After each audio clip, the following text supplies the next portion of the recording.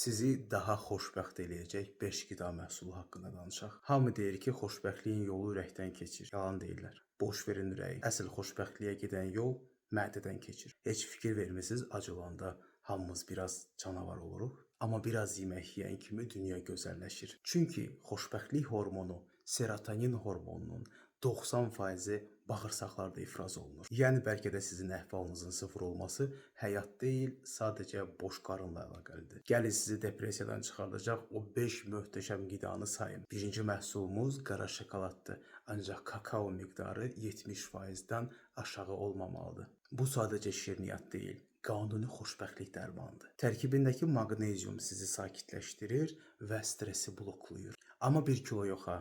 2-3 tikə bəs eləyir. İkinci məhsulumuz banandır. Təbii antidepressant. İçindəki triptofan bədəndə serotonina çevrilir. Əsəbisən, bir dənə banan ye, hər şey yaxşı olacaq. Üçüncü məhsulumuz yumurta.